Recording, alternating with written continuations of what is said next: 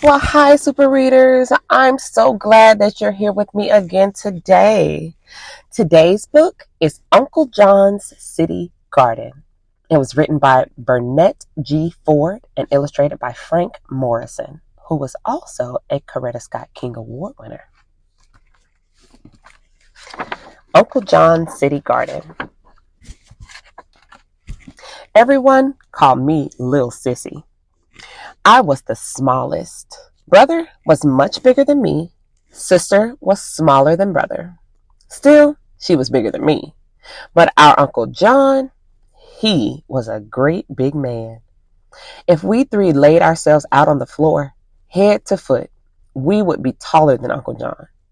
We even tried it. The first summer we worked in Uncle John's garden, we thought it was the biggest garden in the city. When we looked up and up and up, all around us were tall, tall buildings, all brick, all the same. Right in the middle of the projects was the garden. We stood at the top of the little dirt hill and looked down at the garden. There were no plants yet, just fresh, raked dirt. We jumped off the hill to the garden below. Each of us got to pick our own packs of seeds. Brother chose corn and lima beans. Sister chose tomatoes and onions. I chose okra. When we told Mother, she laughed. She said we were growing succotash. I was glad. I love succotash. Uncle John had already done the digging and raking. He showed us the rows we were each going to plant. He wrote on some cards and stuck them on sticks along the rows.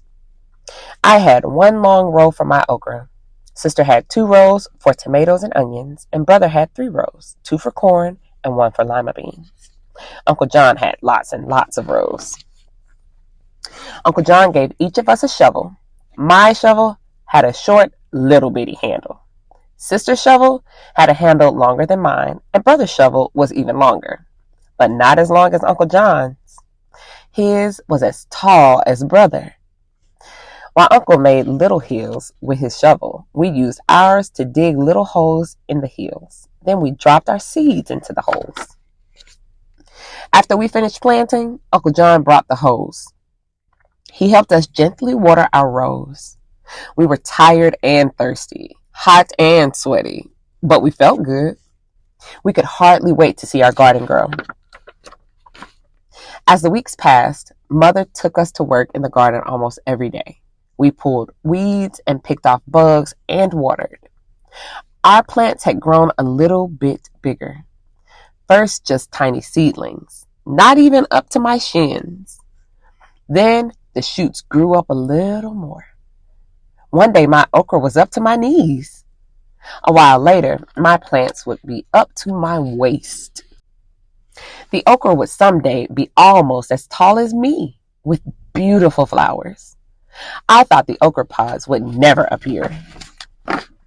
More time passed. Then one day, as we were about to leave for the garden, the sky grew dark. The clouds were thick and black. Thunder roared and lightning flashed, and down, down, down the rain poured. The wind began to blow. We couldn't go. What would happen to our garden in this storm? Would my okra ever grow as tall as me? Mother said our plants would come to no harm, but we didn't think so. Boom, boom, crack, bang! How could anything grow? During the night, the storm stopped.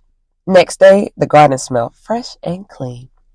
Everything was all pretty and green, and our plants had grown. Some were the same size as Sister. Brother's corn was almost as tall as Uncle John.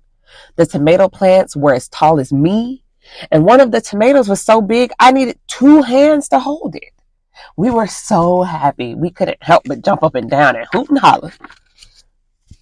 Uncle John showed us how to pick our crops. He gave us bags to put our vegetables in. Brother had a big one for his corn and lima beans. Sister's bag was not as big as his, and my bag was little, like me. We picked a lot of vegetables, but every day when we came back, the garden had grown some more. Summer was almost over. Soon we would have to go back to school. All our cousins and uncles and aunts came to the garden for a big barbecue. Uncle had spread out tables, a long one for our cousins, a shorter one for the teenagers, and the shortest one for Mother and the other grown-ups. Uncle John cooked chicken and ribs and burgers. He even cooked up some succotash. Best succotash I ever tasted.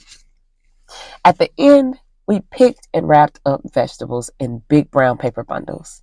We had grown so much food, everyone got to take some of our garden home with them. The end. Thanks for joining us at Mrs. Izzy's Storytime. But don't fret, the fun doesn't stop here. Remember to come back for more fantastic stories and adventures. Until next time, happy reading, and remember, you're never too old, too wacky, or too wild to pick up a book and read to a child. Stay curious and stay kind. See you on our next adventure. Take care.